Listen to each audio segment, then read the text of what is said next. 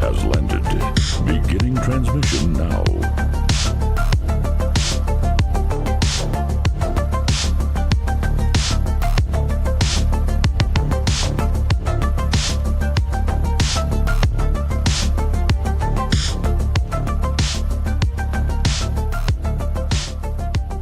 And welcome back, boys and girls, for yet again another live edition of the Michael Decon program. First-time listeners out there, thanks for finding this. We hope you stick around. This is a very different kind of show, a place where we don't feel so alone. Let us chase away light no matter what you at home choose to believe. We do admire you for your curiosity. Joining me tonight is a veteran of the program.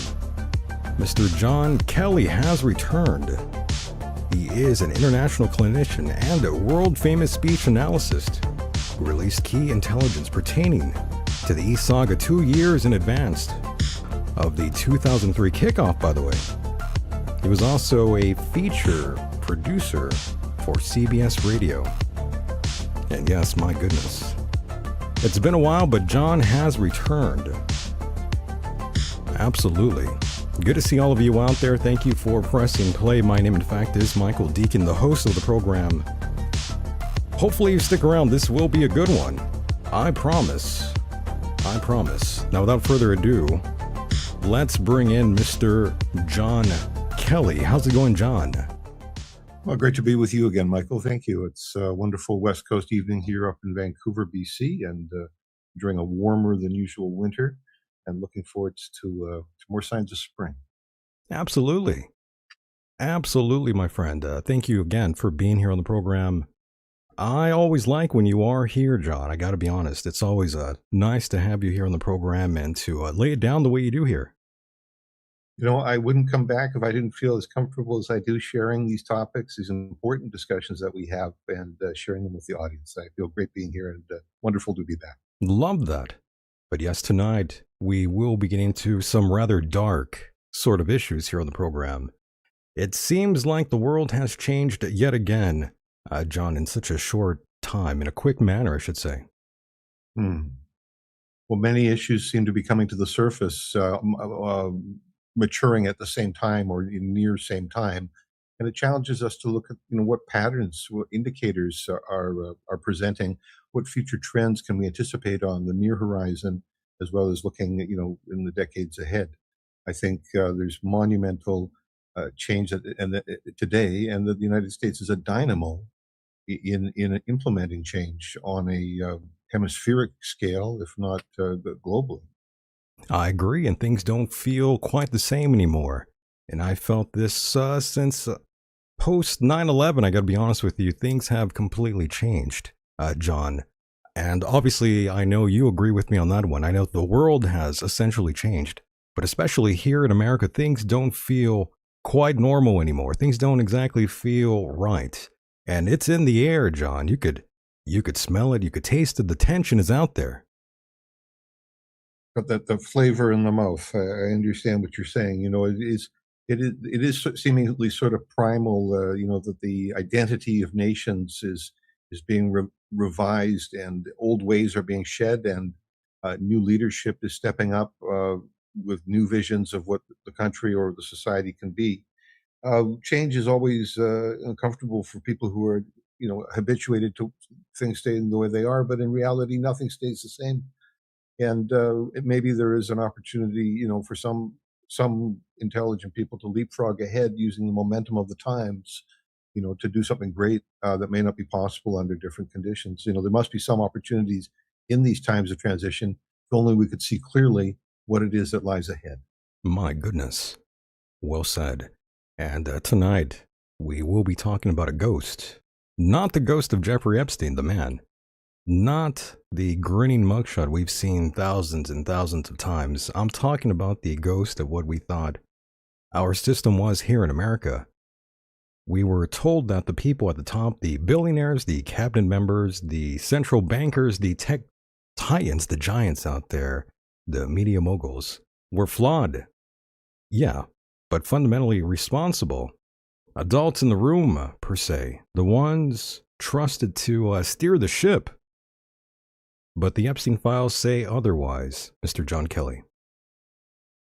Well, indeed, and in such a loud way, and so provocatively as well.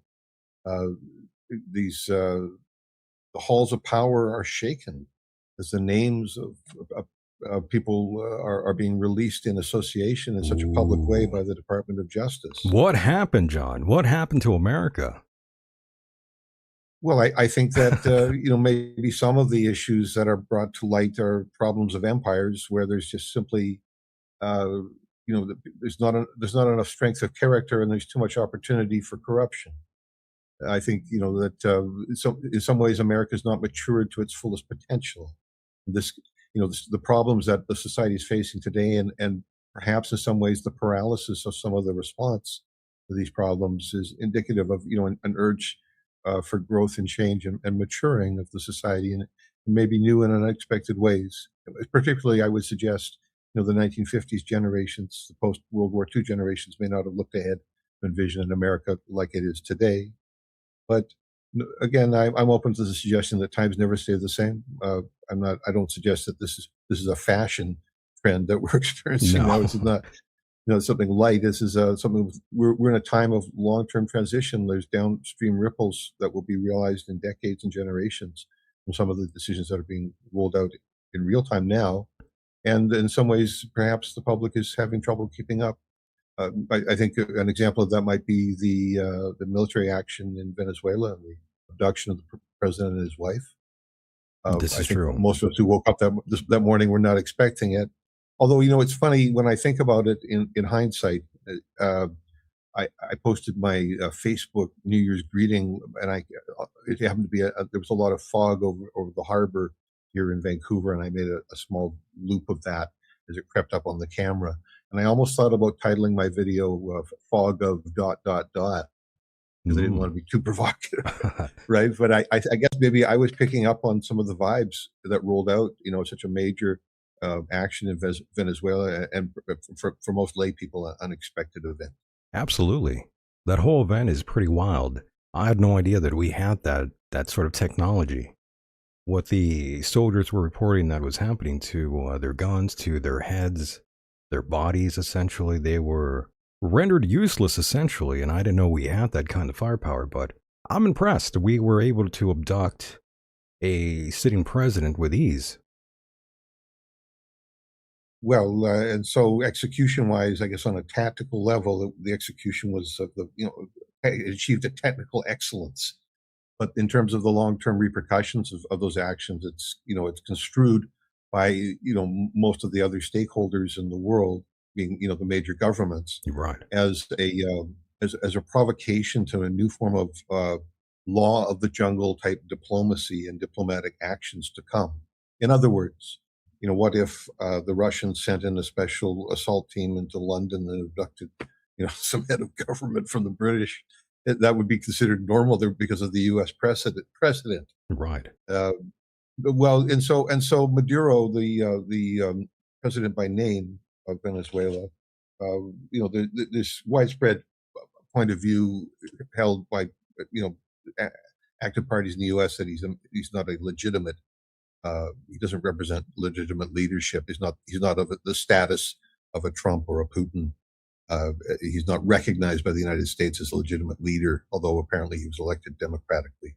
Nevertheless, I think that this opening the door, this provocative opening of the door, and setting a precedent with the United States being a trend leader in world diplomacy is really setting the stage for future actions amongst other nations. Right. And sometimes I don't even know what this country stands for anymore, Mr. Kelly. Gotta be honest, Well, sometimes I don't even know. well, it appears to be a land of great opportunity for a portion of the population, at least. I mean, imagine being the most powerful Secretary of State in the history of that position, Marco Rubio, uh, calling the shots in Venezuela, setting up Cuba for overthrow. I mean, he's just having the time of his life. Apparently, this is a personality who's been waiting for an opportunity like this, and they're setting him loose. He's slated for a leadership position in the next federal election, the presidential election. Right. He's seen as the Vance Rubio team is seen as the next team, and so This is I mean, this crazy. I know presumption. this is pretty nuts what's going on, not just in America but around the world. I have no idea where we're headed. But yes, in the last year, though, millions of pages have been forced into the open documents the Department of Justice never wanted to release. Financial records banks hoped would never be scrutinized, John. Fragments of a paper trail, essentially, that should have been followed decades ago. I don't even know where we're headed. This country, the direction of this country in terms of everything, everything doesn't seem to make sense. And John, by the way, this is in regards to Epstein and everything that's going on. I've had people that I don't normally talk to call me or text me, and these are like parents telling me about what is going on with these files. I guess it's reached a broader sort of mainstream audience, and they're asking me questions, and I'm just thinking I don't even know how to answer some of these questions I'm getting about what's been going on, and the elites eating babies and people, and I'm thinking, how do I respond to that? Well, this is a flag. This is flagging intense and pervasive corruption in Western society. The entire Epstein scenario and its multiple layers of complexity, including intelligence, agency, interactions, acting as an agent of a foreign country, and all these other extremely complex scenarios. So it may well be that rules that were in place to shelter legitimate employees of the government were used to navigate this person through the judicial system or to help him avoid it at some point. Certainly, he faced trial and died before the second trial. Nevertheless, it seems that he was granted a lot of carte blanche uh, resources that the average person would not be able to obtain. So things that are tools that are reserved to navigate society that are more of a let's say, state level Right. operative. Nevertheless, but yeah, like character versus corruption. I mean, it's the equation is as simple as that and as complicated as that. All of this weakness and rawness has come to the surface, but it was always there. Whatever bad character people had, it was just if it was invisible to us, is now it's amplified. Oh yeah. Now it's a big Prince Andrew is a media sensation, one of the most infamous dark prince of recent times, I must say. I mean, it's just unbelievable the amount of media attention. Yeah, we're saturated. We're absolutely saturated in Epstein, but we asked for it, and now it's up to us to try to make sense of all this new information. At the same Right. time, we have to respect that the parties who were charged with custody and the archives and librarianship and such maintain these records. They were exposed to it long before the public. and they were expected to maintain silence around any of the materials that they're handling. And so people were very successful in keeping a lot of this out of the public eye. Maybe a slow drip disclosure over time would have taken away the shock factor, but there's a lot of apparently shocking Oh, material, yeah. so shocking that Bill Gates' ex-wife Oh, is my. going public, calling him out, saying it's time to answer some questions. You got a lot of explaining to do. She's saying, Absolutely. yeah, it's Can like, you imagine, by the way, Mr. Kelly, can you imagine if you had a spouse who contracted an STD and didn't exactly tell you about that and was trying to sort of drug you up, either with your food you're intaking or in your sleep? Who knows what was going on with one Bill Gates, but I can't even imagine a partner doing that to me. That'd be pretty insane. If it's well, true, imagine, and it seems like it as is. as you say, imagine the level of humiliation she must feel, Oh my and then to God. go and then to face the public. And her wealth didn't shelter her from any of this. It was, in fact, proximity to Bill Gates that was the problem the whole time, apparently. So people Lord. are discover, it's an insight into the lives of the very wealthy. Very That wealthy, yes. they enjoy a lot of material success and comfort, but they're unable to evade this kind of treachery. It's this the palace treachery is right there in the Gates household, apparently. Right, and I'm just wondering, why would Bill Gates be emailing Jeffrey Epstein about certain medication? I had no idea that Jeffrey had the hookup that way, Mr. Kelly. Well, it wouldn't be unusual in my, narrow way of thinking about things. It wouldn't be unusual if there was a spy game involved in all of this, because, if you think about drug trafficking and proximity to drugs materials is typically domestically a CIA related issue, according to, reporting that goes back to the end of the 1980s. Right, So, absolutely. And by the way, so just on a quick note, yes, the time has come though, and it seems like we've been talking about these sort of things for a long time. The public has known about Jeffrey Epstein for quite a while now, and all of this coming out is rather shocking. And again, not surprising though. Not surprising. We knew it was pretty bad, but the levels of this is I've never imagined, to be honest. And I'm not sure if you looked at the thumbnail on YouTube, yeah. but that's another shocker right there in itself. Jeffrey Epstein right there, right next to Michael Jackson. And that reminds me back to the times when this one show I was something about. It was like it wasn't a documentary. It was like a made for TV kind of movie about Michael Jackson and his brothers and his family. And I remember there was a scene specifically when he was in the Jackson 5 when he was really little. He had performed with Diana Ross, and in the movie on TV, she's very sort of like kind of sexual in a way with Michael.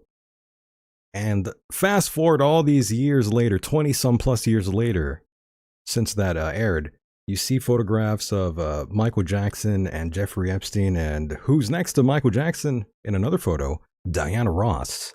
Diana Ross. I'm that's right. thinking she must have sexually assaulted Michael Jackson when he was black and not white. That's how long ago that was.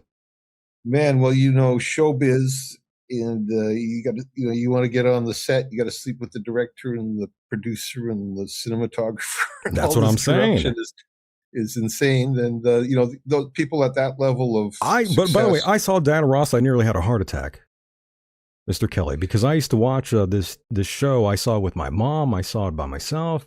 It's Michael Jackson making his journey through the fame and the fortune with the Jackson 5, taking a beating from Joe Jackson back in the day. And then again, I see Diana Ross, and I thought, holy shit.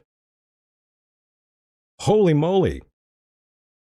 I will say, just as a side disclosure, one of the Jackson brothers reached out to me over Instagram. Wait a minute. But What do you now mean? Yeah. Pause. Yeah. Say that again. One of the one of the Jackson brothers living in Los Angeles reached out to me over Instagram, became my Instagram friend. But Wow. subsequently, Instagram has shut off my account, so I can't get in there and see everybody again. But I wanted to say that I appreciated it very much, and I had received a lot of enjoyment from their music when I was a kid, exposed to the family playing. So I had to say, it was really great to get that vibe from Love that that. brother. I must say. Nevertheless, Diana Ross has a quite an interesting history at Motown, to say the least. Right. The competition that got her as the lead soloist for the Supremes, was the competition to make good with the production company heads over there. So she has a reputation. I can't remember that. Was it Berry Gordy? Getting it Barry on with Gordon. Diana Ross. Yes. Yeah, Hmm. getting on with Diana Ross, and that was the secret. That was not but a secret to her success. And I'm someone who loves watching Diana Ross videos, from the '60s and those performances and those sensational, vibrant performances she She's gave. tainted though Always enjoyed now. listening to her sing. Maron. Say what? I said she's tainted now. Oh well, this is the thing. But she came out of that whole industry, Right. as we were talking before, about who's zooming who. Right. Right. It's all going on all the time You're anyways. right. And so I'm saying, like, this is just downstream. Therapists talk about these downstream victims become predators.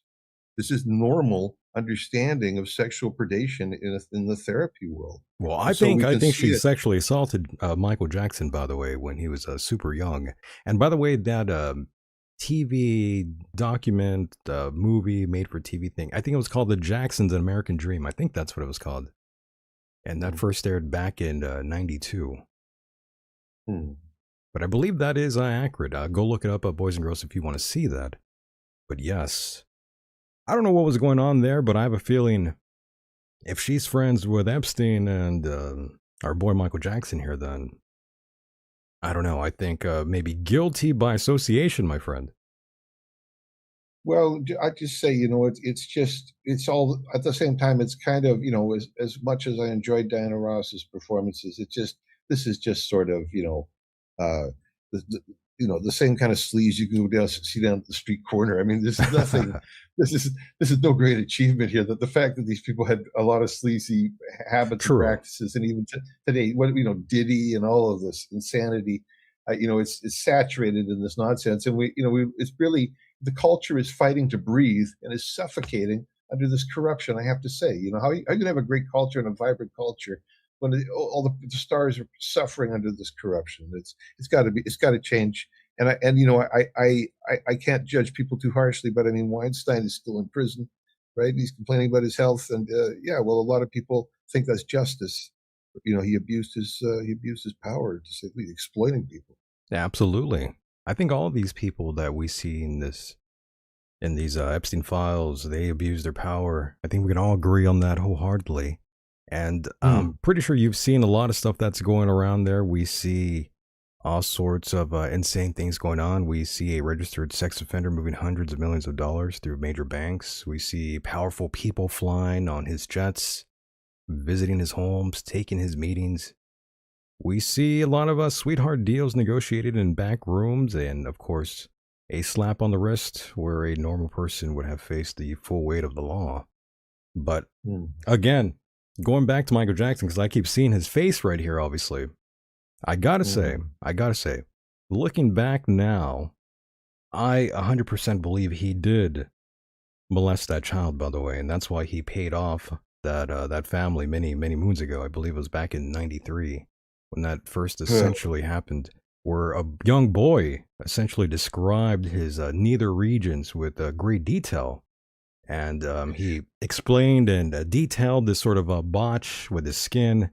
And the only way you could see it is if Michael Jackson was happy, if you know what I mean. Yeah, it's such shameful and humiliating. What a curse on that family. Right. So gifted and so cursed at the same time. And of course, me like everybody else, is super disappointed about this stuff, Oh to my say the least. goodness. I know. I mean, again, these were all people that we all sort of loved and liked. We were entertained by them Billie all. Jean's not my girl. It's like, yeah, we were Right. all living that at that time. So but it's one of the sounds of my youth, and yeah, I kind I of broke know. the spell. Believe me, I like Michael Jackson too. I mean, I liked some of R. Kelly's song as well, and he was into all kinds of wild things, urinating on people. I mean, the list goes on. These people were degenerates. They were living it Well, up, living wild. the American, some of the best culture, birthed in America Right. also, was accompanied by intense things like heroin addiction, in the music field, like when in back generations, some of the greatest artists who emerged also were dealing with intense, addictive behavior and the insanity that accompanied that. So it's not new that people in entertainment have these problems, but Right. it's a saturation. There's just too much corruption, not enough art going on. As sophisticated as our culture may be, we've really, really, really need to put the focus back on the great character that gives birth to virtuous art. We really need that. I agree 100%. And the saddest thing, in my opinion, as well, we're talking about all these figures, but the victims, those that Mhm. endured all this and went through it, no one really is Mm. talking about those folks, by the way. Well, they've been marginalized, and I see the headlines. I see that they have serious complaints about the lack of protections. That their names will be associated due to the taint associated with this whole case. That in history, their names will be more strongly associated than the perpetrators because the perpetrators' names are still hidden, whereas their names and their images and so on, even apparently nudes, were exposed in this major disclosure. So this leads to this sort of the human factor. I mean, some people may feel that the format of the disclosure was tampered with, even so much as materials were withdrawn and then reposted. So that's absolute tampering, with these materials. It's really above the how to say it. We're really beyond the pale to be posting and then withdrawing material that was supposed to be heavily, heavily scrutinized by agents in the thousands, for 24/7. So really, what can I say? Nevertheless, the human factor is involved, and so there are flaws in the disclosure. But I say some of it is deliberate manipulation, Sure. evidently, and many people are complaining about protectionisms where they're not warranted, and the real missing justice in so much as that all the Johns haven't been named. Correct. And Hog Farts in the chat room. I love his name, by the way, Mr. Kelly. Hog Farts. He's saying that Epstein is present day Foxwoods Island. Yeah, Franklin, he's talking about the finders, yes, and he's listing different things that have occurred that all have ties to the FBI and the CIA. Basically, feds involved with child trafficking is basically what he's referring to about these groups, and he's saying Child nothing trafficking. correct, and he's saying nothing ever happens, and he's correct about that. Nothing truly does seem to happen to anybody in this regard, and In we the haven't way had one arrest yet, except for Ghislaine. in the way back, I wrote a story for newsinsideout.com about an American serial killer, the killer clown, Gacy, I believe his name was. And I had found jailhouse material from Gacy when he was previously incarcerated, participating in a prison documentary. Right. And so I had audio from the source, and I pursued that matter in my studies, and I produced content that pointed me to previous unreported murders that he was aware of at the time of the in 1969, I believe the recording was made. He was aware of at that time, and he talked about a body at the road by the ranch. And I was going, well, he's talking about like a domestic black site. And so this is my journalistic research started making me look more closely at, for example, the use of the ranching system in the United States as sites, just like the parallel in modern day is the pig farm massacres in British Columbia. Was it Clifford Olson? Nevertheless, the pig farm massacres here in Vancouver, where the federal police were reported to be ferrying the victims out to this farm, and there were like 30 plus women taken Oh, wow. from the from the ghetto prostitute scene out to this farm where there were heads of municipal governments attending these parties along with biker gangs, and so everyone became. The suspicion is that everyone became a co-witness to a murder, and then they were under an omerta, to cooperate and so on. This was going on for years. One person was prosecuted. The killer was murdered in jail in the last year or two. I think I remember the name clearly. The pig farmer, yeah, the pig farmer, the RCMP, and the municipal heads of government. It was quite shocking to say the least. Nevertheless, I'm saying that's like a contemporary black site where the state where you have state sponsored alleged state sponsored murder. which is I'm saying that insane.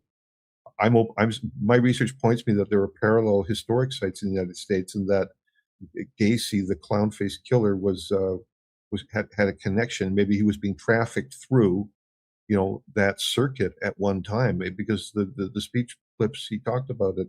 I think I shared that with you on You another did. episode. But Oh yeah, I remember. That yeah, was a yeah, very that point wild. it pointed vividly to me of, that was going on. I don't have any further research to share with you, but having been out on remote ranches in the United States, it's beautiful land, and of course, really well developed places. The farmers, the ranchers have beautiful spreads, but at the same time, they seem to me historically been used as sites, hubs for trafficking, murder, and other types of crimes. Absolutely. And as you know, and I know, and other people out there know as well, John Wayne Gacy also deeply tied into the Democratic Party. And I've Yeah. I've always wondered, like, how did this guy get the ends with all these people? And it made me think, well, maybe perhaps he was doing some favors. Maybe he was even not like a hired hitman of sorts, or maybe just someone who goes in and does all these nice deeds for these nice people, and in return he gets off and gets away with everything, very much like a Jeffrey Epstein would. He had to get a get out of jail free card, apparently, of some sort Right. going on there. And so the parallel is Jim Jones, the political operative in San Francisco, and the Jonestown massacre. It's kind of a rudimentary parallel, but he was a political operative in San Francisco, and That's so they right. took that huge population out of country. And so the same sort of modus operandi appears in both cases. I don't. I think it's kind of an elementary sort of observation, but I still think it's pretty interesting to It say the is. least. It seems like my government and all these branches of government, they all have a long track record of being connected with some psychopaths, my friend. It seems like Trafficking. my country, my government, they love this sort of activity. I have great love for that documentary about the Boys Town boys, Boys Town the Boys, traffic, yes, the trafficking into the White House under the first Bush administration. That was covered in the Washington Post. The midnight visits by hookers, that's right. male prostitutes in the White House. Yeah, so there Hey, they was a were just wonderful having a good time, Mr. Kelly. What's the big deal? the state senator took a hard look at that and made a documentary about it. It's a great film. The Boys Town and the bank, the savings and loan scandal that accompanied that, and the deep embedding of the financial and government worlds around that were exposed. The child sex trafficking, the opportunists both in government and business, all of that was exposed in that, and the documentary is still up. The name escapes me immediately, but I have great respect for the former state senator who put that together and made that story public and took the risk of making that story public. Absolutely. We'll have to look into that further, boys and Mhm. girls, if you are Franklin, interested. Franklin, Franklin savings and loan scandal. That's that. Yeah, the senator to, anyways. Yeah, please go ahead. Well, I just wanted to ask you one question, one vital question, Mr. Kelly, in regards to all these things. I don't know why I like calling you Mr. Kelly, but I do, John. I won't take it away from you. It just sounds professional. I don't know why. I like calling you Mr. John Kelly. But I feel like I've earned your respect. you have a long time ago. You absolutely have, John. No kidding. But I got to tell you and ask you, in regards to Jeffrey Epstein and his relationships with all these people, they all claim that they didn't know, that they had no acknowledgement at all. They had no knowledge about any of these activities that our friend Jeffrey Epstein was up to. They had no clue. That's what a lot of them say. That's what they say. But do you believe that? In all honesty, do you think they really didn't know what Mr. Jeffrey Epstein was up to? I think statistically it's impossible for all of them to be able to claim that, but I think there's a reasonable percentage that could claim that. Just, people's minds, we don't collect, our senses collect a lot of visual information that our brains never reveal, to us. We're collecting more data all the time. We filter information as a normal part of being. So there may be people with lots of filters on, and those filters, due to past experience or trauma, they didn't want to see it. So psychologically, they were separate from perhaps that reality. So I think there's a reasonable percentage of people who could claim that, but certainly not all of them, not at all. I I think that agree. it reveals a sort of personality, that there used to be a cartoon in the newspapers called Family Circus, and one of the jokes was about a little, you have the good angel on one shoulder and the devil on the other shoulder talking Yes. and whispering. So there was one of those sort of figures that was the not me figure, and so mom is asking who spilled the laundry, and they could say not it wasn't me, it was not me who did it. You see, and so, Right. anyways, yeah, I think it's very childish and very telling of people's childish maturity that they would resort to that argument. Correct. I don't believe it. I don't believe it. I don't buy any of these sort of things you hear from politicians or other entertainers out there. Anybody involved with Jeffrey Epstein claiming they had no knowledge about any of it. I think that's ridiculous. But I'm just Well, just wondering, look at how was he so powerful? How did he have his hand just everywhere? This guy well, seemed to be the CIA. involved with everything. The CIA operation is based on blackmail. The honey trap blackmail is a very powerful instrument, and there's more interest in keeping people blackmailed than trying to use other means. It's considered like a cheap way to get control over people. Right. So and that was institutionalized by the CIA as early as the 1950s domestically. So that he, like Cosby, was an offshoot of some sort of program, or maintained maintained operant status over some long period of time. It doesn't surprise me, but there has to be some sort of rubbing of hands. There has to be some mutuality in all of this. It's not just for a fetish purpose that you let that a state would allow such perversity to go on. It's just because everyone's just a freak. There had to be some sort of a deal with the devil, so to speak, right? That people would put up with this. Bingo. If you look at the memo, or excuse me, if you look at the meme from Scarface of the banker who accepts the cash deposits, this is an old film now from Good the movie, early '80s, yes. but the bad guys keep bringing in these huge, you know, 30-pound, sacks, 50-pound sacks of cash, and the bank guy who accepted their account trying to figure out how he's going to cover for all of this. But I mean, that's the meme, is like, money talks. There's a lot of corrupting influences talk very loudly to people who can be in powerful positions. Unless you have people of noble character in those roles, the public is going to be exposed to the waves of corruption and their downflow effects. Absolutely. And for the longest time, our culture here in America, we love celebrities. I think worldwide, Yeah. everyone seems to love celebrities, but I feel like that is kind of dwindling down as well with all these sort of scandals that are going on. I think that era is kind of going away slowly. Well, in part, the internet is playing a role because the internet is exposing people to new information faster than it was previously available, irrespective of the quality of the information. New information is reaching people faster than it ever used to. And so, what used to be, take years for people to hear downstream about local events, now it's like it's as immediate as, and customizable. People can look for whatever they want. They're not waiting for the local paper editor or the local radio station to tell them something that they're interested in. They can become their own, news producer, so to speak.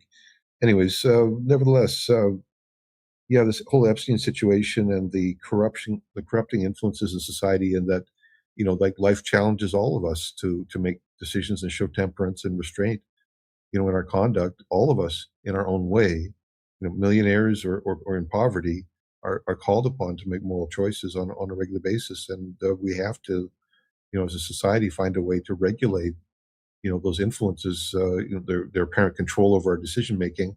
Because left to our own devices, apparently, in the free market economy, people, are running wild. People are running wild and rampant on this on the rest of society. It's Yes. intolerable for most people to consider that this Epstein scenario is going on, or that there could be other Epsteins that aren't being talked about, and then in the future we'll all get another shock, about more corruption. It's not tolerable to family-oriented people to think that they're raising children in an in an unhealthy environment. It's not People don't want that for their families. No, not at all. Not at all. We are now living in a different era now, Mr. Kelly. Mm, Ever since mhm, this has come out, the mainstream media is barely latching onto it, barely now. They were afraid to speak this man's name. mm. But now it's beginning to be much more accepted. And social media has a big role in that sort of thing. And I'm wondering now, though, Mr. Kelly, where does it end? How is this going to end now, or even begin? Will our country be open and honest and transparent about these things? Now I'm seeing that we have a bill champion that he wants a sort of open and public sort of deposition of sorts now. Right, for the Clintons, so they finally agreed to appear and give statements or answer questions, and so be it. But they want to push harder on an agenda to for more transparency, more openness, and maybe they do have to answer to not just to the you know the people in charge, but to the public, American public, as these are considered historic American figures, the Clintons. What can I say? These are historic personalities, and so maybe they feel they have an obligation, and that they want to, in the end, maybe they're trying to show good faith that they want to be a part of disclosure more than they want a cover up. We shall see. And of course, the relationship between Bill Clinton and Donald Trump, very good friends at one time. Donald, a big donor to the Clinton Foundation at one time. Obviously, he was a Democrat at one time, loved the Clintons, even attended their wedding, I believe it was, or vice versa. I'm forgetting the way that went. But obviously, they were close, and at one time, back in 2015, I know Trump stating that Bill would have a lot of issues with Epstein and going to that island. And now his tune has changed. You hear him saying that he's bothered by the feds going after him the way they are. I'm wondering now if he feels like maybe Bill Clinton will throw him under the bus. Well, there certainly appears to be a competition between these major figures, um, and I really don't know what the foreseen outcome may be. But Bill Clinton is already blemished as a president. Monica Lewinsky is still among us, Right, right. and so Uh, is Bill Clinton thinking this is my chance at some sort of public redemption, and that Trump will come out the worse for it, and it'll somehow improve my standing or something?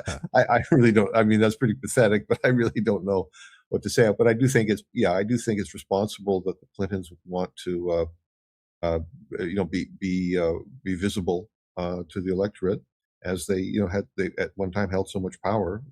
So I don't think that's irresponsible, but it's not up to me to dictate, and I Sure. don't know if their feedback has any real bearing on how the proceedings will go. Yep, we'll have to wait and find out. And I like Bill, by the way. I'm not going to lie to you. I actually Mhm. liked Bill Clinton quite a lot. I actually didn't mind what had happened with him and Monica Lewinsky. I thought that it was hilarious, to be honest with you.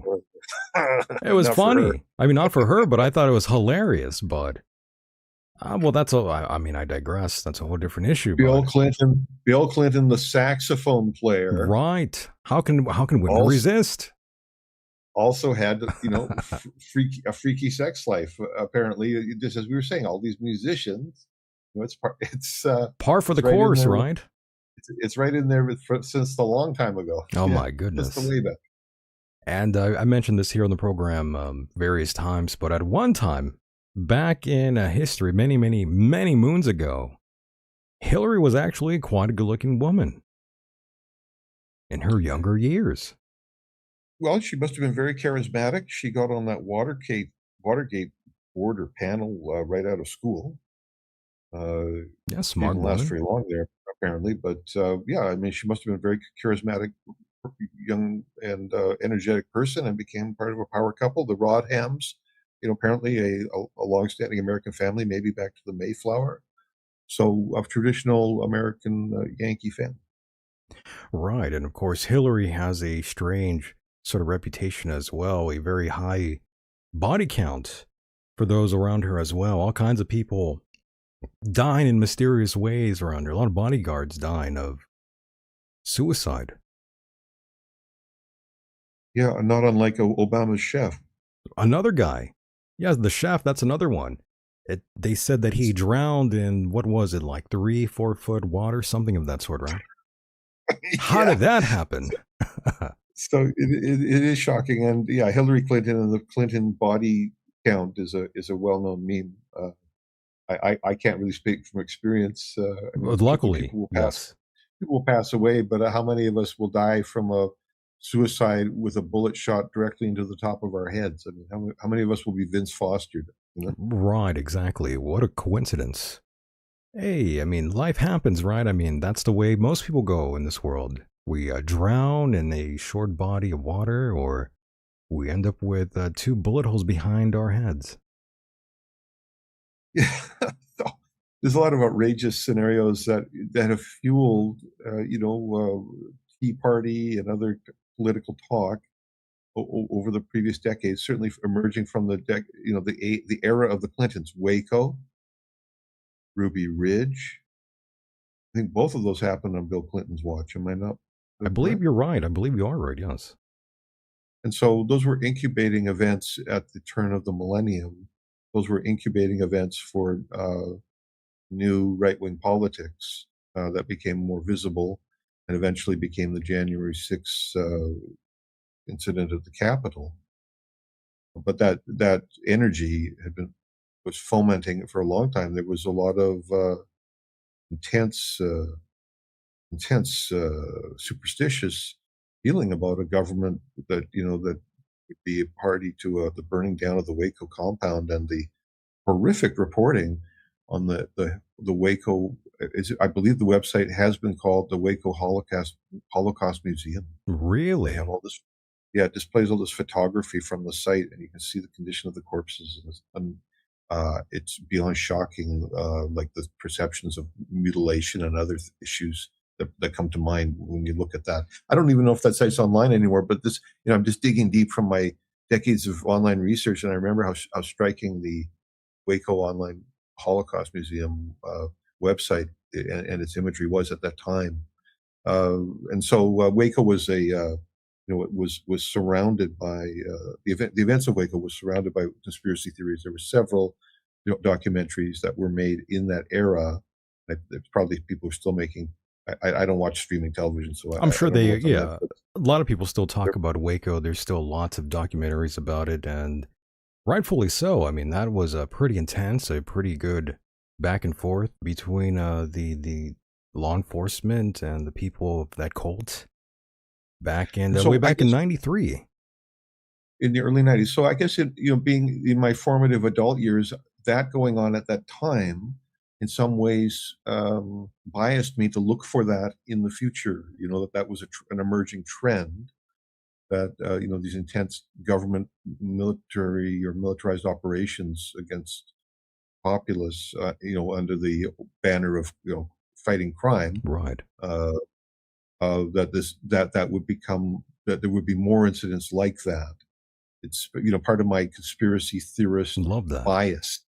But again, it was formed in John, that time. I mean, I just want to say, John, we missed the boat, my friend. We chose the wrong business to be aligned to. We should have been blackmailing people, and we should have started a cult. yeah, good idea. We missed the boat on that one, that's for sure. Well, It seems there's like a a lot lot of of these downstream. people, that have cults. I mean, they seem to have they lived it up. Yeah, but there's a lot of downstream consequences that may not be evident immediately, That's true. Yes, that come with all of that. This pendulum swings both ways. absolutely. And of course, you just mentioned earlier in this conversation, you mentioned that maybe Epstein has sort of this devilish character, and that's why I called him a demon. Essentially, I have no other way to explain to a sort of a normal, regular person what exactly this character is in front of us, other than just saying that guy is a demon. demon in human form. Pretty much, and I'm not even religious, by the way. I'm much more agnostic than anything else, Mr. Kelly. I got to be honest, but in this regard, I do view this man, the man that you see in front of you, looking at those little eyes of his. I believe that that is a demon. Well, I'm very open to the idea that people with very cruel minds, can be incarnate, and that we're living in a time now where some of those people are here among us, and some of them have access to significant resources. Obviously, Epstein, his antisocial behavior, his criminal conduct, his perversion of others, his immoral influence, his criminal influence on others, and so on. His willingness to play games that parallel CIA type of initiatives, like honeypot type initiatives. His willingness as a participant in that all speaks to a very low character. I mean, what must his mother have thought? Oh my Of goodness, her I son. know. Can you And imagine? so, well, and so, yeah, I think that it's quite. At least I'm open to the idea without making and trying to religious or bring religious perspectives, or make some Sure. dictate religious dictation, that it's quite possible that people with very sophisticated but very sophisticated minds but of low character can incarnate as humans, and that there's those people need a lot of steerage. They need a lot of support to go in the right direction. What can I say? Their tendency is to be destructive. You have to teach those people how to be constructive. In part, you have to do that by being a good influence. We ourselves, That's we right. ourselves have to cast away our own bad practices and try to embrace the good and try to magnify the good. To shine the light where the others can't see. Absolutely. And you said he was playing games. And the internet is telling me that allegedly he was playing games online on Xbox, by the way. Playing I said, Fortnite, they're saying. hmm. Now So I can't exactly verify these sort of things, but people on the internet believe that his account was active, by the way, and he's playing these child games. So even in his quote unquote death, and I use that term lightly, and I'll come back around to that again. Some people don't believe he was killed essentially or committed suicide. They believe that he's still alive, Mr. Kelly. yeah, and that would play further to the state operative narrative that he was simply he assigned a new identity. This is not, again, in the conspiracy world. This, back to the Nazis who escaped to South America, and This is true. and Yes. then Operation Paperclip brought into America, and Right. on and on and on. So, yeah, the assumption of identity, that's well within statecraft to provide that. There were dissimilarities of the photos of the body wheeled out on the gurney Correct. at the time, on the day of the death, or the morning after of the death. But there were dissimilarities between the earlobes of known Epstein photos and the body on the gurney. And the The nose, body on by the the gurney. way, the nose didn't match. So you remember more than I did. But I distinctly remember the photo showing the lobes, and the body on the gurney had attached lobes, and that Epstein. Maybe I got this backwards now, but as I remember it, Epstein in life had detached lobes. Correct. Yes. They say they switched the bodies. That's what some people are claiming. And by the way, believe I had saw something recently. I don't know if it was yesterday. It was very recent though. It was a news article by CBS saying newly released U.S. Department of Justice documents concerning Jeffrey Epstein's death in 2019 contain significant inconsistencies between official accounts and video evidence. By the way, so they have this footage, and they're saying, well, he didn't exactly commit suicide. Yeah, so this is quite, a epic and mythic type of scenario. He's almost like Jason, from Halloween, Right. the uber criminal. Seriously. Seriously. I think he's Well, still alive. well, I guess it may be possible. I mean, he's certainly his face has been plastered everywhere. People would, if he was on the streets, people wouldn't have a hard time recognizing him. Correct. You have Elvis sightings. I mean, where are the Epstein sightings? Where are the Epstein sightings? That's correct. Well, maybe he's in another country, as some suspect. Maybe he's underground somewhere. Who knows? Well, speaking of that, I was watching, through my readings. I was recently watching this video of, apparently there were these YouTubers doing a predator watch or something. Oh, okay. Yes. This, what are they called? Vigilante, predator watch. Yeah, those videos are very popular, by the way. And I always some of the people that do this, I'm not sure if you know about it, but there's some people that do what you're describing, but they go and physically beat that person up a little bit, by the way. Well, I will say in this video that YouTube had offered streaming on, they didn't censor it.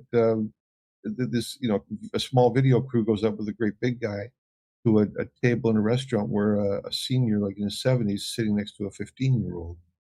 Supposedly they're having lunch or something. And so the story of the video is that the senior had met this girl online, and he knew her age, and he was dating her. And then they confronted him about this, and then he took off, and he keeps saying on the video, "I'm not a pedophile. I'm not a pedophile." Well, the senior, it turns out, this was in Los Angeles. The senior was a famous screenwriter, and he was the author of Space Jam. I believe I did see that footage, by the way. Well, and so this is quite something. And so, these vigilantes didn't assault him, but they certainly broke up the party, whatever that was supposed to be. And nevertheless, the downstream of that, and this is just from a quick read of the story or the comments, was that gentleman spirited away in about 2 weeks to another country. Oh, okay. When you have the means, you are able to escape, just like that gentleman. I'm sure he was loaded, and yes, I did see that girl he was with, and she looked quite young to be there. Absolutely. Unless that was his granddaughter, it didn't make any sense. Yeah, hard to believe. Hard to believe that would be his granddaughter, the way she got up, the look on her face.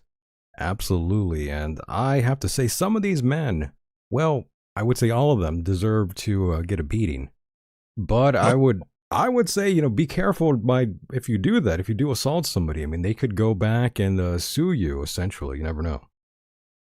Well, the potential, given the internet, but let's say that's case in point, the potential for a mob violence, the incitement of mob violence is quite high. If you look at people's behavior today in some of the major cities, in the face of ICE and their very open activities, you can see the level of violence and mob-like violence that people are capable of is on display now. Oh, absolutely. I mean, just go anywhere after a sporting event, and you could see a lot of that kind of same behavior. Burning down your own town, beating up people that aren't fans of that sports team. And by the way, quick story in terms of sporting events and fights breaking out and that sort of thing. My parents had season tickets to the San Diego Chargers back in the day when the Chargers were in San Diego. And once in a while, I would go with the parents and I'd go and see the game, blah, blah, blah. I would always go see when the Raiders would play the Chargers. And the reason being, I'm not a Raiders fan, by the way. But the thing is, every time I would go to the bathroom and I would see about like 12 fights that day, by the way. So I'd always see Raiders fans beating up San Diego fans or vice versa. And yes, that sort of a mindset is out there of this sort of a mob mentality. Saw a lot of people taking an ass whipping, let's just put it that way, John. Yeah, it's we're in a rough and tumble society as it is. And so, predators beware. Your provocative behavior is more likely to be exposed today than ever before. That's right. And the public tolerance for it is that people's are beyond their fuse with these issues. People are upset. And that's a good thing, by the way. Well, we should be upset about immorality and corruption. We should be, because that way we'll take a determination to do something about it. Absolutely. I think this sort of thing has been going on for far way too long, by the way. Mr. Kelly, we were just talking about all these other things that have been going on. The Fed's been involved with this sort of activity, and maybe that's one of the reasons why, that's kind of a no-brainer, why these sort of documents are so heavily guarded and redacted, why there's still millions of documents not made publicly. It's probably because the same people that They are protecting are the same people that were working for them directly. They're going to expose methods, what is it called, spycraft, or a trade secret. They're going to expose tradecraft secrets if they release everything. And so it just goes against the grain, but this inertia around these materials and their gravity from an optics point of view, from a public relations point of view, it's a big indicator. It's a big indicator. When that gentleman was caught on camera and asked, "What did you talk about with the 15-year-old?" He started stuttering. This guy's a prolific writer of cinema. That's He couldn't right. he couldn't come up with anything to say. Well, it's an indicator. He's flagging himself, and the society, today's Department of Justice, is flagging itself heavily with his conduct around the Epstein files, and this is perhaps, an indicator we could lens the rest of the department's performance through. My goodness, Mr. Kelly. My government is protecting the pedophiles because they probably are the pedophiles as well, Mr. Kelly. It's that deal with the devil where, you're damned if you do and you're damned if you don't. And so some people have voted pedophile against the public interest. And I guess, it's the circumstances appeared to them. It was an impasse, an impossible situation. And that, it was the bad choice was the only choice. This is the trickle down, the trickle down effect right This is down to right. the Minneapolis, violence between the public and the federal officers. Was just terrible, some terrible outcomes from that involving shooting deaths. That's not to say that people weren't being provocative, but the impulse in policing, as it may be well known in the United States, is the impulse is that people have a short fuse. They're ready to unleash terminal violence on a very short fuse. Any indicator at all will summon terminal violence. Oh, absolutely. Believe me, I've been to a Walmart parking lot various times, and it gets violent out there, by the way. Sarcasm, but also very true, though. I've seen some very angry people. I mean, people are pissed off in general right now due to all kinds of things. And they are willing to put a beating on you out here, Mr. Kelly, where I am especially. Absolutely, my friend. But again, I'm just going to be honest with you and tell you, Mr. Kelly, and tell the audience that I will never support any living politician ever again, Mr. Kelly. I've learned my lesson. They're all corruptible. They're all pedos. Almost every single one, I gotta say. It's quite depressing because you would think they're supposed to be our leaders. They're supposed to be they're supposed to be all knowing. They're supposed to be all these sort of cliches out there, but they're all flawed. And well, I mean, they're flawed, but they're not like us. They really long for the blood of innocent children. Well, you could say they've been captured. Oh, they have. They've been captured. That's true. America captured Maduro, but we could say that the corruption captured all of these parties. This is true. This is true. Pretty dark stuff, Mr. Kelly. It's part of human nature. We must be willing to look at, the origins of the issues, irrespective of what colorations may attend. We have to be determined to get to the bottom of things and to overturn the situations that are, the problematic situations of the day. We have to bitter pill a lot of things. And I think, going back to one of the themes of today's show is the oversaturation of explosive events in our world. This is an intense bitter pill scenario. And in general, I advise people to take the bitter pill. I agree. This has been going on since the dawn of time. Child sacrifice, cannibalism, sacrificing people to different gods to appease the gods. There's been all sorts of weird, screwed up things that have been going on for centuries, and it's still currently going on to this very day. How people can support any of this, I don't even know. But they'll still be out there, though, Mr. Kelly. They'll still be very much pro-Trump or pro-whatever, yet they're all sick in the head, Mr. Kelly. Well, whatever sort of Democrat or Republican beliefs people uphold hasn't absolved us or liberated us from these snares, these corruptive tendencies, or these cycles of abuse. They have not, as much as people hope, that their political enthusiasm and they're doing their civic duty will lead to change. It's also, it's also important in life to use other measures of quality of Right, life and right. satisfaction. We need a new system here in the states, Mr. Kelly, and there was even a time that a lot of people thought that we were going to adopt you guys out there in Canada. Yeah. Well, it's sure it's if you listen to you put your ear to the ground up here, a lot of that didn't go over very well. I With didn't the think locals. so. No, no. They're accusing a Canadian singer from Alberta who appeared. She was one of the on-screen people for an American Olympics team ad on television from NBC.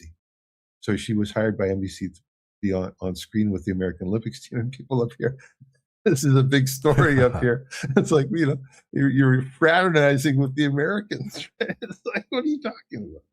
Well, we still love you, the normal, regular citizens that are not corrupt, not wanting the blood of Jewish children, by the way. We still love you very much. We love Canada, and Hogfart says Canada is broken too. Your thoughts on that, Mr. Kelly? Do you feel that Canada is also pretty bad, pretty corrupt? What do you think? Yeah, I mean, since I was a child at my father's knee, I heard about the problems between the French and the English-speaking communities here, and in the way back, I understand that I don't know if they finished paying for the Montreal Olympic Stadium yet, but this has been like 50 or 60 years paying for the construction job, which was an incredible money laundering scenario. Is it true, Apparently, by the way, that the French Canadians kind of look down at those that aren't, that don't have the French blood in them? Are they kind of bougie in that regard, is what I'm asking. I'm sorry. What are my thoughts about the French superiority complex? Correct. Is that a real thing? I think it can be sensed, but Oy whether or vey. not the intent is there. French give us a lot of good things. The French give us a lot of good things. I can't complain. But and they should be proud of their culture, and they should do something to keep their culture vital, and keep growing, doing the great things that made them famous in art, culture, and in liberty. The French Revolution gave birth to American revolutionary You ideas. guys might need a form of ice out there, by the way, to get all the French Canadians out there and ship them back to where they belong, by the way. Make Yeah, Canada great again. we had a war over that in the way back. That's how the dividing lines were formed, and the British and the French, and then it's like that's part of the formative stories or formative narratives of our nation. The other one is the Great Railway, where they connected East Coast to West Coast with a rail line in the 19th century, so we could say that we physically had a united country with a bunch of rail stops on most of it. But nevertheless, Canada's got a lot to offer. There's a vital people up here. Well, there's lots of love up here. My heart aches when I remember all the good times I spent sharing with my friends in the United States. And so, of course, I don't relish, this atmosphere either. But we have to find a way through, and we'll get to the other side. And I'm a great believer in that. I think there was a lot of good energy, good groundwork already in place. So I don't see us really acting in ways that are less than like brothers and sisters. In the long run, I really don't see it. Understood. Well, I hope that answers some questions out there for those out there that are Canadians that are listening. And by the way, Mr. Kelly, we have a large Canadian listener base, by the way. I'm actually quite surprised by that. Well, Canadians are very media savvy and information hungry population, and a highly educated population, one of the world's most highly educated populations, apparently. And so, it's part of the culture here. Maybe something to do with living further north. people are a little more insular and looking, to places like talk radio, books, other media, for stimulus. If half the year you're in a whiteout, you're looking for input. So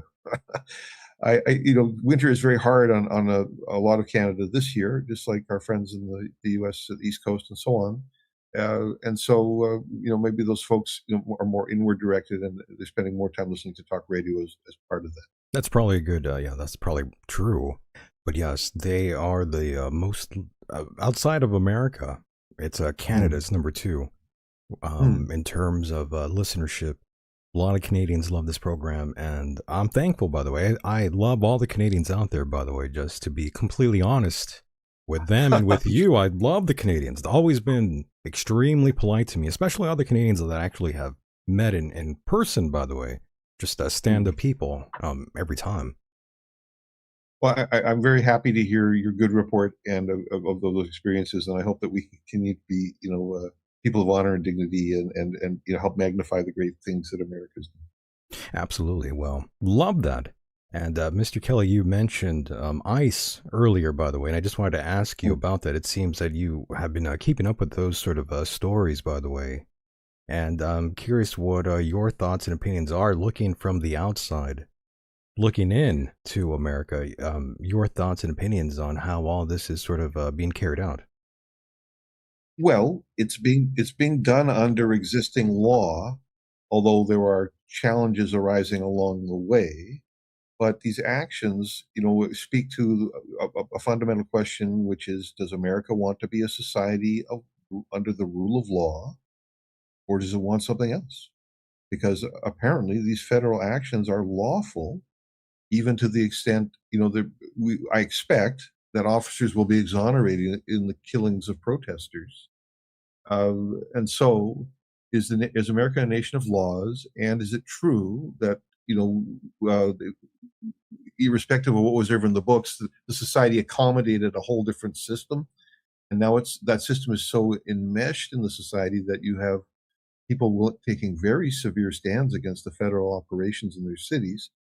They're deeply entrenched in their positions that this is all wrong. Well, what about changing this at the ballot box? I mean, you still have democratic instruments. You can vote, you can lobby.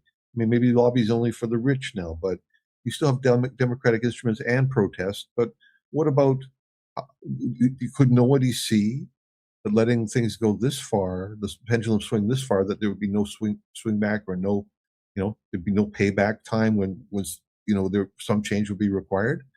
Well, I understand that previous presidents like Obama and others had major deportation programs of their own. That one of the outstanding differences is that in this era, that this action is much more of a theatrical and in the public face type of a event. Maybe they had different status of local cooperation under the previous presidents. Obama is famous for deporting people, so deporter in chief was Obama. It's just that people don't have a lot to say, other than the press. But there's no people aren't protesting. We're protesting in the street over Obama deportations that I can recall. I remember Elian Gonzalez, being on television I in, was remember it that, 2000? yes. That was a major deportation story, and that happened under a different president. And so, this isn't the first time America's faced this question, but there can be no legal scenario like that I can imagine where you can give people so much rope. Eventually, there's going to be some hard costs that will come with that, and the society's feeling a lot of pain. I mean, if you listen to the protesters, they're talking about their neighbors and the people that they work with, and someone who came here and is going to help me, and I need help to live well in America. I need people who want to help me, and people feel like that. So now you're taking away the child sitter, you're taking away the caregiver for the handicapped person who dies because they're not getting their meds. But so people are very upset about that. But at the same time, if you want a society based on laws, well, then is your government is the author of those laws. You can lobby for change at that level. You can have new laws or changes to existing laws, and maybe some of that will be a consequence of the effect of the ripples on society of how upset people are about seeing the law in action. But they are acting under the law. These Right. are. I don't like the way it's taking place. I don't like masked officers with heavy weapons in the street. It's said that these fellows are armed up now for in-house assaults, following the skill sets that were developed in places like Fallujah. So now you've got the Fallujah entry team at your front door, ready to shoot it out with you in the hallways of your own home. I mean, it's just nothing I ever foresaw. Where those birds would come home to rest in such a manner, but that culture is on the streets. It's a bitter joke, but I mean, you're looking at an occupying force, so to speak, at this, which is the federal government. But the optics are that of an occupying force, as if the folks were living in occupied country. I gotta be honest with you, by the way. I have a few neighbors that I feel like calling ICE on, though, to be honest. Joking, of course. I would never do that.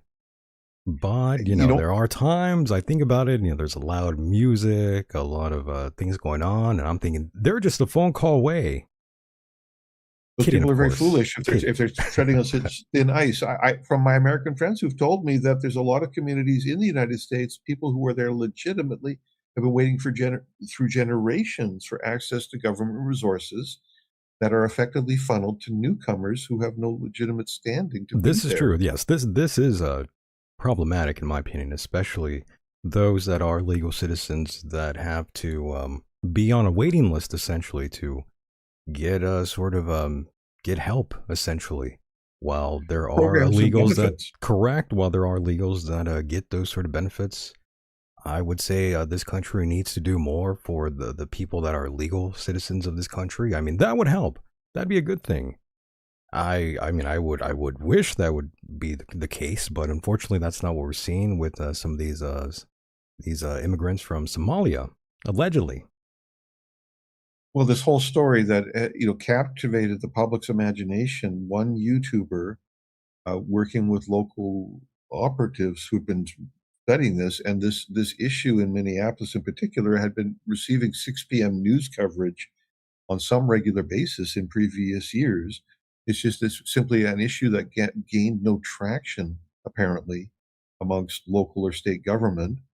And yeah, you got the Leering Center, and it's like living in like another world. It's just it's shocking to think if all these allegations are true. I know there's been over 100 arrested around this issue, but none of this has gone through the court system. There's been no convictions that I'm aware of immediately. So it's really hard to say. It could be construed that there's an intense animus against people who are different, who are African or something, related to this. And certainly from the Somali community, there's cries of racism Right. over this matter. I got to be But honest though and nevertheless, say that I don't even blame the immigrants. I blame our very own government, by the way. well, people are saying that like folks like Tim Walz have a responsibility about where these monies are going, and that there's the lack of auditing, oversight, and inspection and such it's evident. The public at first glance can tell that Leering Center is a perverse corruption of the word learning. Right. No, I agree. I agree. Hopefully things change and hopefully the system changes after all these sort of things happen. Hopefully people go to jail that deserve to go to jail. I'm keeping my fingers crossed, but gotta be honest though, John. My country, my government, they don't exactly have a good track record in being honest and transparent. They don't really have a good track record of admitting that they were ever wrong or did anything bad. When was the last time my government admitted such a thing? Never.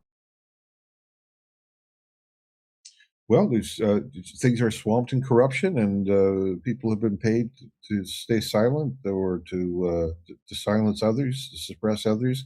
There's a lot of systems of control that have been in place for a long time. This is back to your old conspiracy theories, but these are the fruits. You can know the tree by the fruits that it produces. I it's love not that. it's not a very difficult calculation. Oh, you're right. People Oh have to my want something goodness. better more than they want things to stay the way they are. This is the seed of revolution. People's despair and unhappiness, if they still have stamina and energy, they take action to create change. Will And America stay asleep? That's what I'm wondering.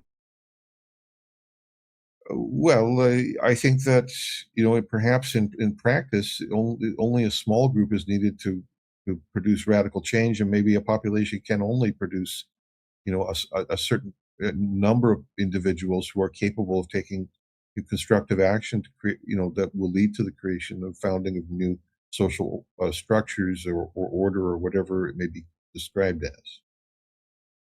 We need some kind of Yeah, maybe change here, it's essentially. a small group of people, determined people will make change. I'm quoting somebody. I can't remember if it's a good person or a bad person, Oh, I but see.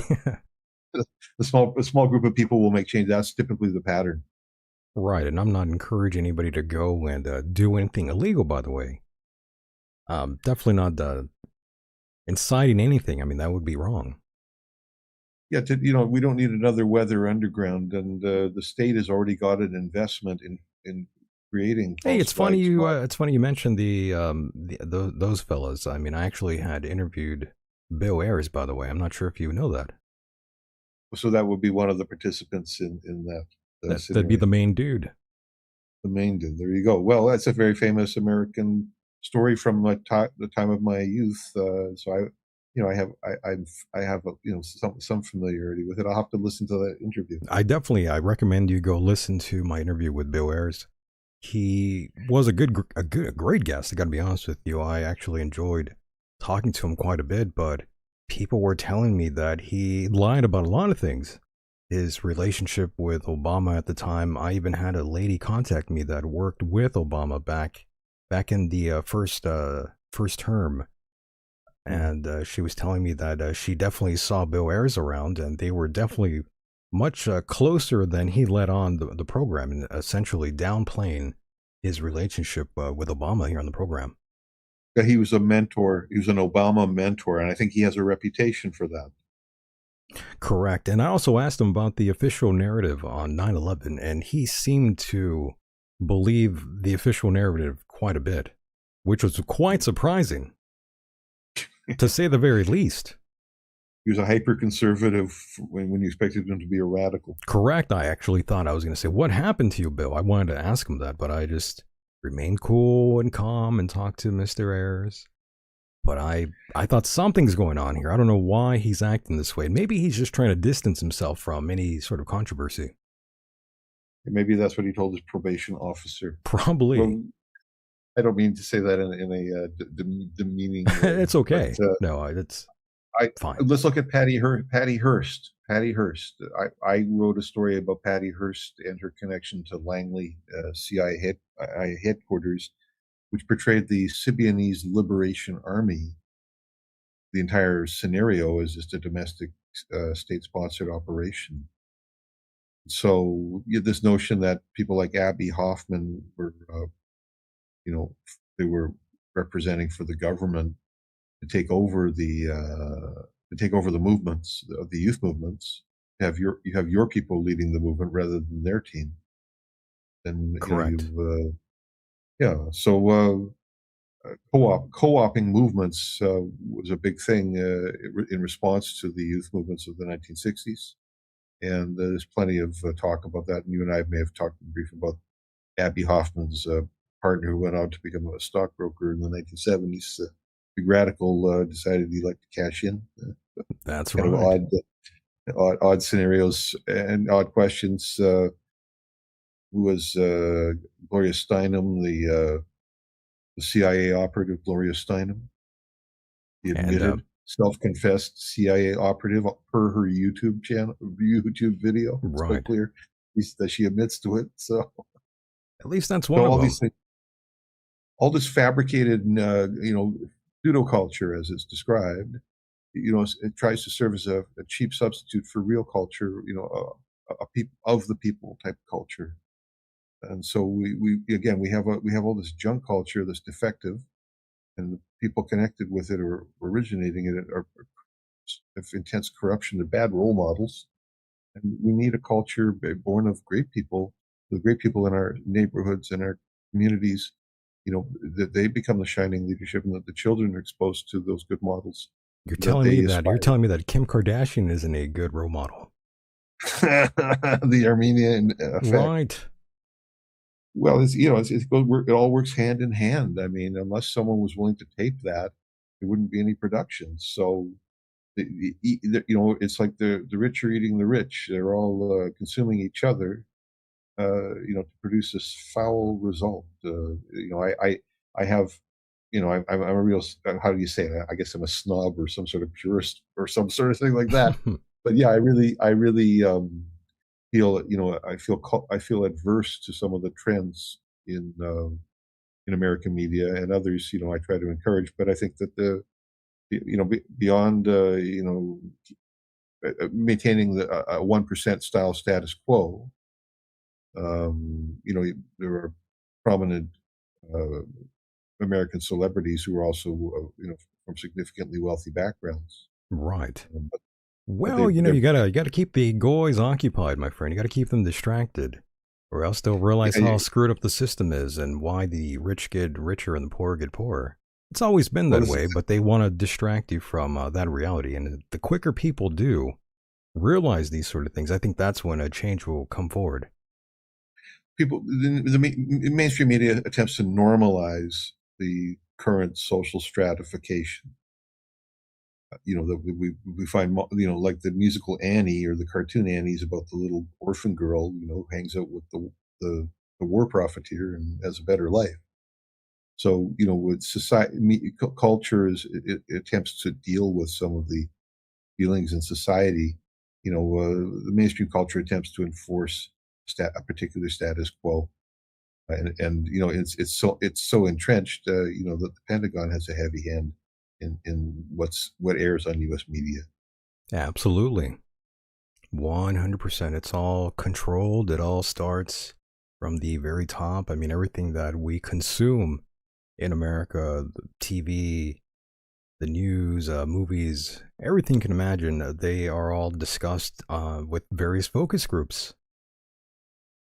Before it hits your eyes, it must be cleared by these focus groups that are clearly pushing some sort of agenda down our throats, my friend.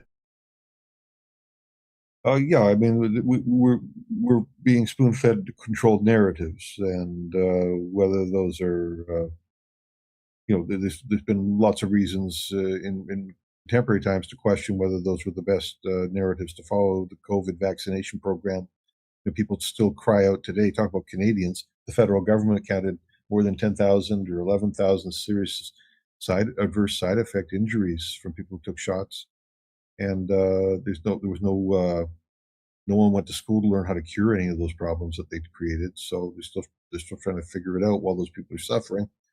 That's just in Canada. At least the federal government published the numbers. You can't get those same numbers out of everywhere else, but that's a known thing. People still think that's just in total insanity. That's a small city of people who suddenly didn't matter anymore. I mean, who thinks like that?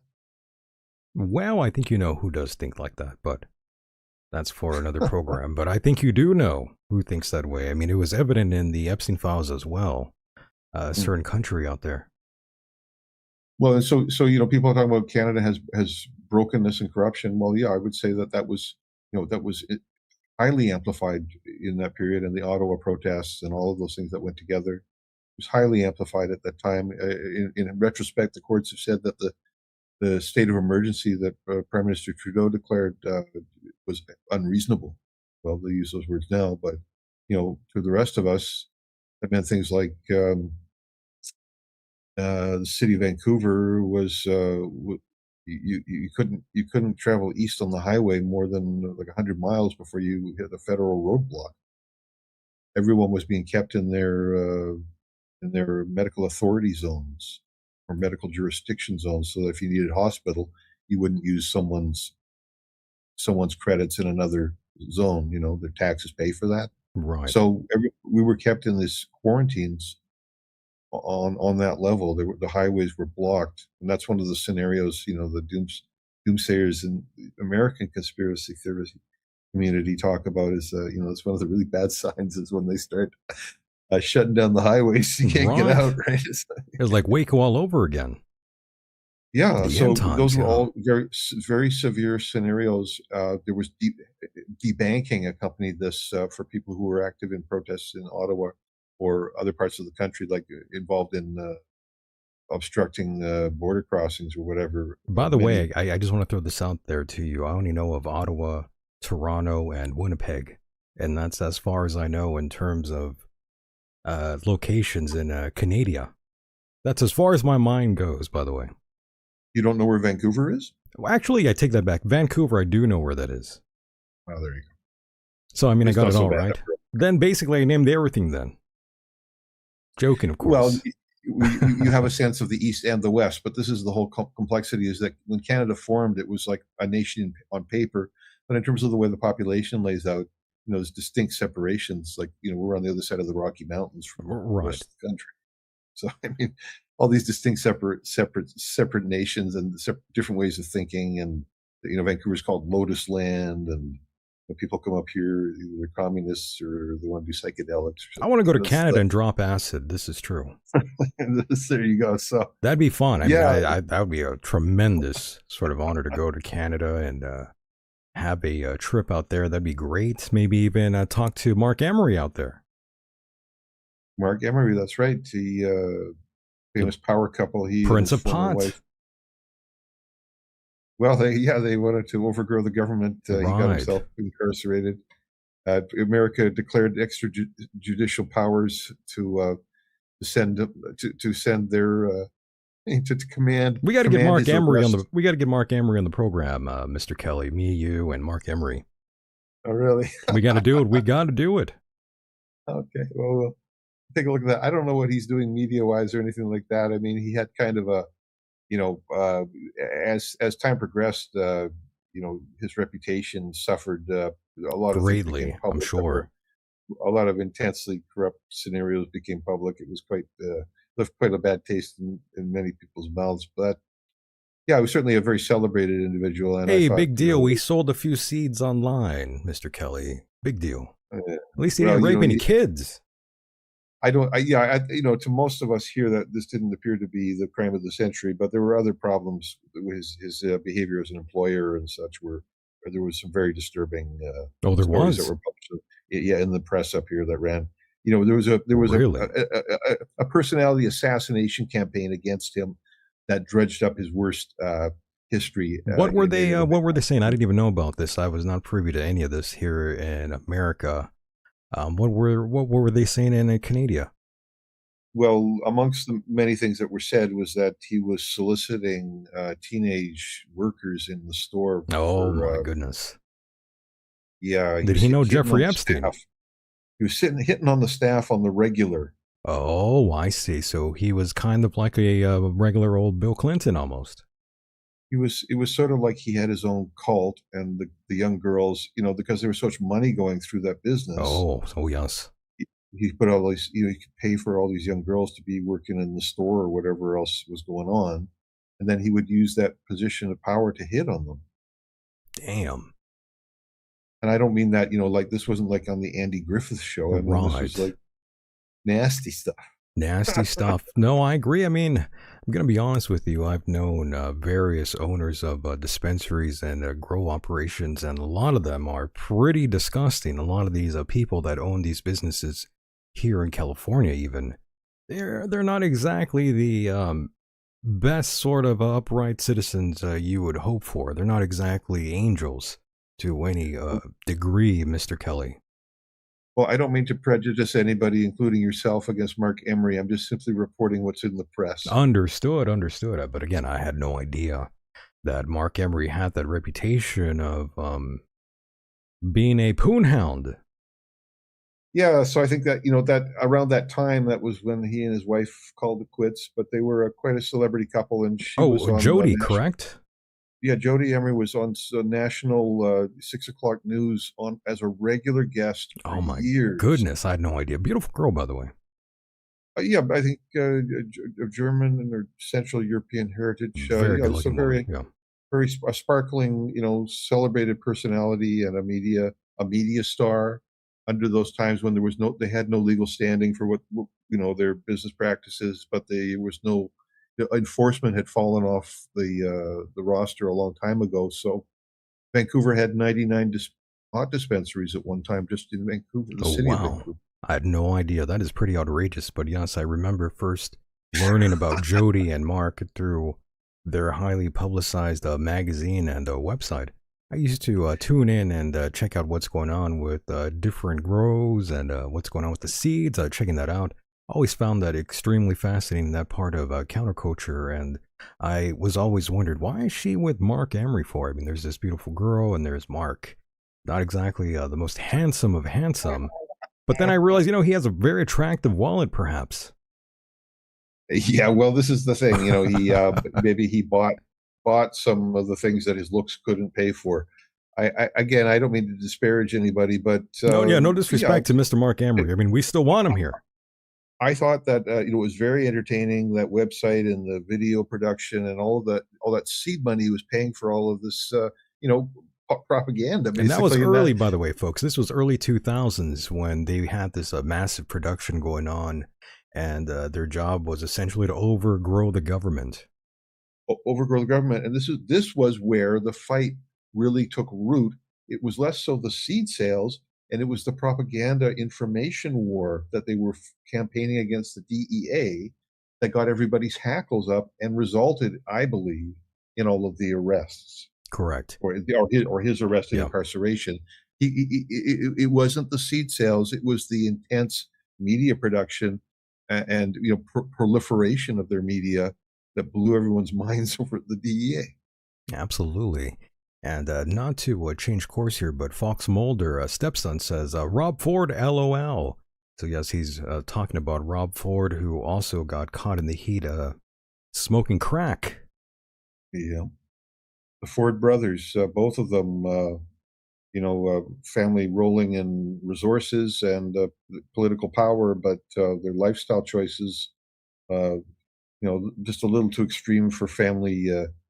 It's not suitable for family viewing. Right. No, not at all. But yes, somebody said that they missed that guy. People are saying they miss Rob Ford. Well, this is the thing: is that they're local power base, and they became provincial powers, and with all of that, there was a lot of corruption along the way. And how do you get into such a position and be such a prolific, drug addict at the same time? Only an extremely permissive environment could support that. This is the banker who lets Scarface launder all his cash through the account. This is true. And by the way, they're asking if I interviewed or did I interview Rob Ford at any time, and the answer would be no. He actually died, by the way, if you didn't know that. His brother replaced him as the Premier of Ontario, so you could talk to his brother. Oh, that's a good one. Maybe you need to sit in for that one, Mr. Kelly. Well, you see, his brother's an outspoken protester against the president's Canada policies. Really? So we could probably get him on here.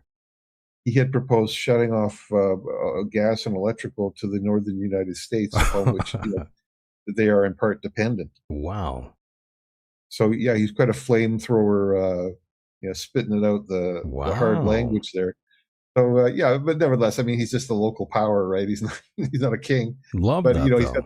He's got that. Both the Ford brothers have that Trumpian personality. Does he smoke crack, by the way? It's likely that he's so close to the. He might have dabbled in it. In other words, so close to that situation. He grew up in a scenario. He grew up in an environment where that was going on. But I don't know his personal habits. All I can say is your brother's that far gone. Everyone in the family knows about it. Damn, I love that. We got to get him on here, Mr. Kelly. And if I do get him on here, I'm going to bring you on with me. Yeah, well, we'll have a talk. I've never met this gentleman before, but he's a firecracker Canadian newsmaker, and he did several interviews in U.S. major media around the time of the tariff talks. Anyways, these are, if anything, these are very entertaining personalities. Absolutely. You think the trash that people talk on WWE, these guys, they can do that. I love that, and of course, yes, WWE also mentioned in the Epstein files, by the way, due to a few things surrounding a former talent, by the way, by the name of Ashley Mazzaro, I believe. Way back in the day, this female talent, Mr. Kelly, she was a part of the women's sort of thing out there with the WWE, and they went on tour back in Afghanistan back in the early 2000s. They did a show for the troops out there, and she was sexually assaulted by one of the nurses, by the way. And as you know, Trump very much friends with Epstein, friends with Trump.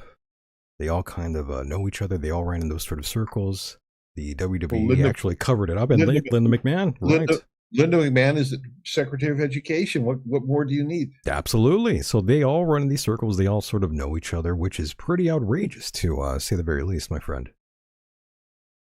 Well, it's sort of nepotistic, but it's not unlike it's just indicative of how strong a trend that kind of cliquism is in our society as an influence and as an accepted standard of forming organizations. It's based on existing pecking orders. It really is. It's a wild thing. And by the way, in regards to the crack smoking from the Ford brothers, I mean, Hunter Biden did pretty good for himself. By the way, smoking lots of crack, making a lot of money out there, Embarrassing his family, embarrassing the family, right? all the downstream stuff. This is what I'm saying is yeah, you want to live large and be a badass, and then well, there's flip side to it. Maybe not in this lifetime. In his life, it was Right. in this lifetime, but there was absolutely a horrendous flip side, and it was all these downstream consequences for everyone close to him. He hurt everybody, not just himself. That's right. That's right. I mean, yes, Mr. Jelly, exactly. Hunter 2028. I say this all the time on the program whenever we talk about the Bidens. I always say I'm a bit of a Biden guy, a Hunter Biden kind of guy, to be honest with you. I like him. I think he's doing a great job. He's out there smoking crack, doing coke, out for prostitutes. I mean, he is living it up. He's the role model. He's a role model. I'm telling you, he's a reflection of a lot of the underbelly here in America, by the way. Some would say he is the reflection of America and why they would vote for someone like a Hunter Biden. They say he smokes crack, I smoke crack, he likes coke, I like cocaine. I'll vote for the guy. Well, definitely we can say this. He's absolutely not a deplorable. Right. I agree. I agree. Maybe we could get Hunter Biden on the program one day, Mr. Kelly. Yeah, we can all sit around and smoke some crack. Love that. Be a good idea. I mean, it's worked for them. Why not? Why not? Why should it not work for us? I'm just going along with the flow here, guys. Don't get me wrong. He's joking around, though, folks. By the way, we're not going to actually smoke crack, which would probably make the show even better. By the way, if we did smoke crack, but that's a hypothetical. That is a hypothetical. Correct. People have a lot of faith in molecular medicine and particularly psychedelics, but they can deliver spectacular experiences. It seems, but at the same time, sometimes they just become a form of circling the drain and addiction of their own. A little bit, but I do believe there are some some healing properties, I think, from psychedelics out there, which is why they give it to veterans out there that suffer from PTSD and other sort of mental issues. I am very much all for the treatment with psychedelics, by the way. I'm all for it. Well, it's question now is that what is Mr. Kennedy doing to bring that forwards into society? People say he's had a year, and that there hasn't been the kind of progress that the fans for that kind of treatment were hoping for. Drop acid, not bombs, by the way. Well, the federal government is supposed to be revising its positions on these issues and making this as a form of treatment more available under the Kennedy Make America Healthy regime. I love that. Hopefully something good will come from all of this. And Mr. Kelly, I'm looking at the time here, and I do really appreciate being a part of the program, having this discussion with me. It's been a wild ride with you here, my friend, and I really appreciate the time you spend here. I know we are kind of winding down, and again, I do thank you for being a part of the program. It's always an honor and pleasure to have you here to go back and forth with and have this sort of banter with you, my friend. Always a great time with you, and I certainly hope you had a good time here on the program, Mr. Kelly. It was great being on the ride again with you for the journey we took. We had lots of twists and turns. I hope the audience enjoyed it as much as we did. I think there are a lot of important issues, and it's important for people to talk out the issues as well, not just live through the times, but give expression and find your own expression and your own position. In part by talking out the issues, talk amongst yourselves with your friends. Find a good friend who shares your interest in these subjects, and make them a part of your experience. These things. People say the media is doing a lot of things wrong, but at least these stories have some sort of levity in our society, and there are more absolutely moral questions of our time. If we turned away from the questions like Epstein of today, we're really doing a disservice, and we're not doing our civic duty. We're not doing our civic duty if we're not going to embrace taking on some of this challenge and trying to help push society to a better place. I agree. And just one more final question, Mr. Kelly, in regards to Epstein and all these sort of things coming out now, will we get any real answers from my government? Well, I don't know what credibly is left for them to do. There's so many challenges that have arisen. In answering questions, more questions have come up. And how much energy and resources, and how much of a threat to national security will this become before anyone gets to the bottom of it? And will they allow anyone to get to the bottom of it without declaring a national security problem? So I say they got a national security problem. That's my limited point of view on what the deal is, because Epstein appears to be a state operative and not just for the United States. I agree wholeheartedly. Yes, the Epstein files make something impossible to ignore. Jeffrey Epstein was not an isolated pervert who just got lucky in finance. He was plugged into a major network. Moneymen at major banks signed off on massive suspicious transfers for years long after Epstein was a convicted sex offender. Intelligence and law enforcement agencies somehow missed or ignored patterns that would get any ordinary citizen raided in a heartbeat. The rich and powerful Mr. Kelly did business with him, socialized with him, maybe even fooled around with the same women he did, flew with him. They didn't just know, or didn't just not know. They didn't want to know. In other words, it's pretty outrageous, everything that's going on, my friend. Hopefully we will get some justice here, but well, again, this country, the government here, they don't really have a diaphanously sort of a transparent sort of track record, my friend. Let's just be honest. Well, we have to be thankful for whatever little we're able to get access to. The courage it took for people to summon whatever materials are being disclosed in this case. Well, we have to be thankful that those people put in the hours. Obviously, a lot of pressure for them to be a part of that as well. But we have to, at some point, some sort of constructive action has to come out of this. We can't constantly be in inquiry. We have to reach some sort of decisions around this as well, and forge some new path forwards based on those understandings. We can't infinitely be waiting for the files. We can't infinitely be waiting for the government to release everything they know about UFOs. Right. We can go and start looking for them ourselves. I mean, it's like that. So we don't want the nanny state. We don't want the big brother. We want an enabler who will support us to be our best. And out of that, everyone doing their best, we'll have a great society. Absolutely. Once again, thank you so much for being a part of the journey here, Mr. Kelly. I look forward to the next time we do one of these. That's great. And I hope the listeners will check me out on yourinnervoice.com and reach out if they're interested in private consultations. I'm always available. Looking forward to hearing from you. Thank you, Michael. It was wonderful to be with you and your audience again. And I look forward to our next conversation. Yourinnervoice.com, ladies and gentlemen, that was Mr. John Kelly. And it was a pleasure to have you here, John. I will see you again on the other side, my friend. Looking forward. It's a good day. You got it. Mahalo. And there he goes, boys and girls. I'm getting out of here. Just clicking that off, and my goodness.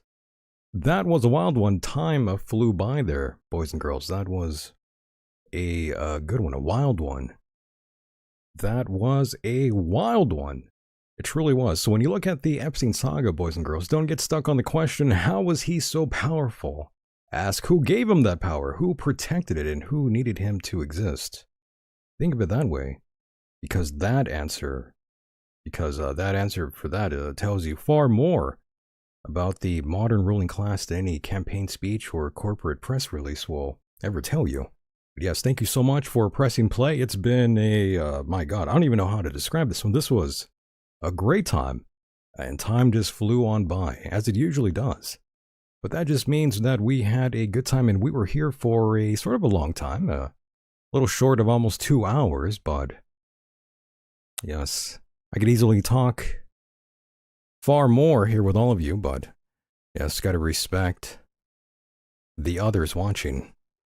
Once again, boys and girls, thank you for pressing play. It's a honor and pleasure. My name, in fact, is Michael Decon, and yes, go to michaeldecon.com for more information about the program. And yes, I promise, the shop is going up soon.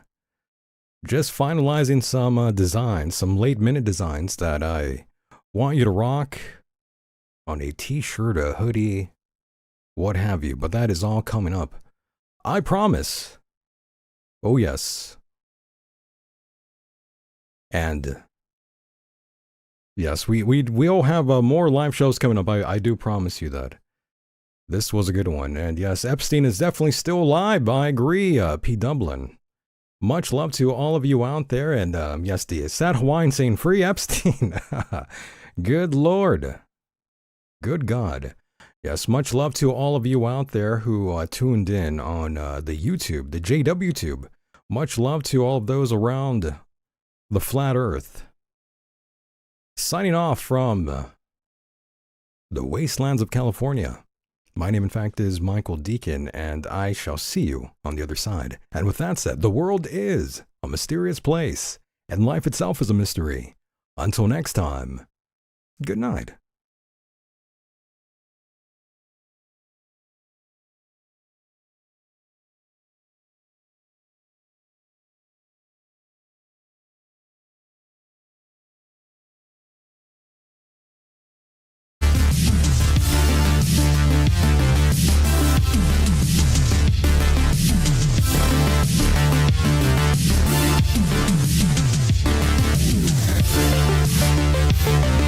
We'll be right back.